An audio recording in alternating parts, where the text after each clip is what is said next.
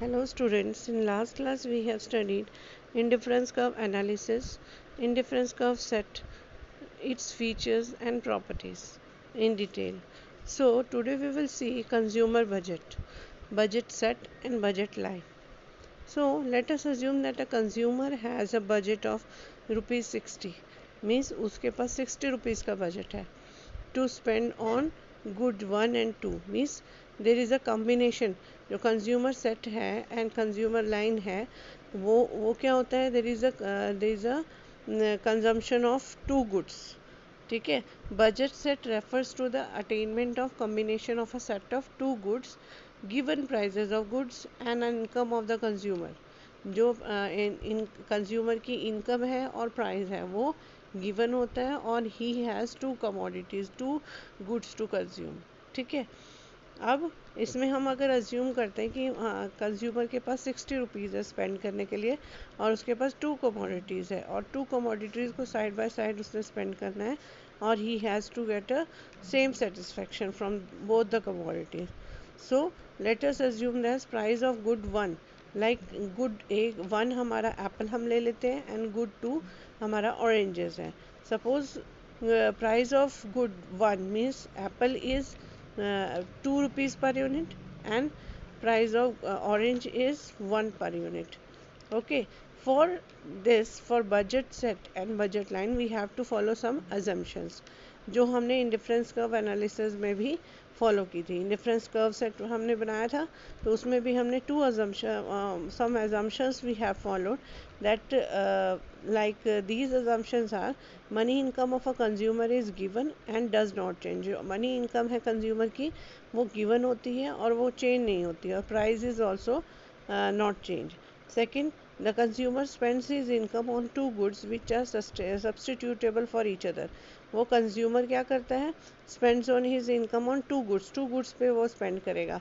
दोनों सब्सटीट्यूट होंगे. सपोज अगर वो एप्पल कंज्यूम कर रहा है तो वो ऑरेंज को कम कंज्यूम करेगा. मीन्स साइड बाय साइड दोनों को सेक्रीफाइस करना पड़ेगा एक दूसरे के लिए. तो see here budget set of the consumer. See here the consumer budget set of the consumer. Here units of good 1 is apple and units of good 2 is oranges. And oranges की cost क्या है, हमने क्या बताई थी, 1 per unit means price of good of oranges, good of oranges 1 rupees per unit. ठीक है ना, 1 रुपी है. एक 1 रुपी का ऑरेंज है तो 60 ऑरेंजेस आएंगे 60 रुपीज़ में. अगर 2 रुपीज़ का एप्पल है तो कितने आएंगे 10 आएंगे. लाइक 40 रुपीज़ हमने स्पेंड कर दिए ऑरेंजेस में, हमारे पास बचे 20 रुपीज़. तो 20 रुपीज़ हमने स्पेंड किए 10 एप्पल लेने में. तो हमारे जो 60 रुपीज़ है दोनों इक्वल हो गए. मीन्स हमारा इक्वल लेवल ऑफ सेटिस्फेक्शन हो गया कि 40 रुपीज़ के हमें ऑरेंजेस मिल गए और 20 रुपीज़ के हमें 20 रुपीज़ के 10 हमें एप्पल मिल गए. तो बोथ हमारी जो इनकम हमारे पास लिमिटेड थी वो लिमिटेड हमारी दोनों कमोडिटीज़ पे कंज्यूम हो गई. ठीक है ना. अब यहाँ पे नोट देखो, इम्पोर्टेंट नोट है. This budget set is drawn on the assumption that consumer income budget is ₹60 की उसके पास 60 रुपीज़ है. एंड गुड 1 जो गुड 1 है वो परचेज़ किया है उसने 2 पर यूनिट पे एंड प्राइस गुड 2 परचेज़ किया है उसने 1 रुपीज़ पर यूनिट पे. तो इसी को अगर निकालें तो हम इसका एक इक्वेशन आती है बजट इक्वेशन. उसका फॉर्मूला है P1 x1 plus P2 x2 greater than y is equal to greater than y. So P1 is the price of good apple and quantity of good apple x1 हो गया. ऐसे P2 price of good orange and Q2 x2 quantity of good orange. और y is total expenditure और total budget. जितना total budget निकला है मतलब total expenditure हमारा कितना हुआ, 60 रुपीज़ है हमारा टोटल, है ना. 60 रुपीज़ को हमने दोनों कमोडिटीज़ पे कंज्यूम किया और हमारा जो लेवल ऑफ सेटिस्फेक्शन है वो इक्वल रहा. तो budget set is also known as budget constraint as it shows that the limit constant, जो क्योंकि लिमिट है हमारे पास, लिमिट ऑफ इनकम है, लिमिट ऑफ प्राइस है, up to which the consumer can buy a set of goods with his given income. जो उसकी given income है उससे वो set of goods buy करेगा, means 2 commodities he will purchase. अब इसको अगर हम डायग्रामेटिक वे में प्रेजेंट करें तो उसे बोलते हैं budget line. Diagrammatic presentation of the data set of table 2 offers a budget line. अभी बजट लाइन ऑफर कर रहा है हमें. अब बजट में देखो कि वाई एक्सेस पे हमने शो किया ऑरेंजेस 10 20 30 40 50 60 एंड और इस पे एक्स एक्सेस पे हमने शो किया है गुड एप्पल 0 10 20 30. और जब हमने अपनी हमारे पास जो गिवन इनकम है 60 रुपीज़ 60 पे कंप्लीट कर दी है ऑरेंजेस में. 60 रुपीज़ के 60 ऑरेंजेस आ गए, ठीक है.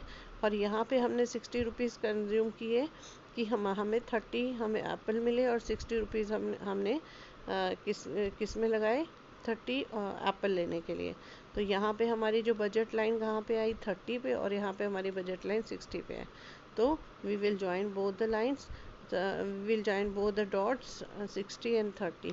हमारा मैक्सिमम लेवल यहाँ पे 30 मतलब हमारे पास 60 रुपीज़ के 30 एप्पल्स हमें मिले और ऑरेंजेस हमें 60 रुपीज़ के 60 मिले.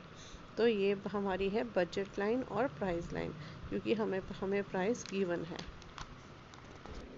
अगर हम बजट लाइन को डिटेल में देखें तो budget line is a line showing different possible combination of good 1 and 2.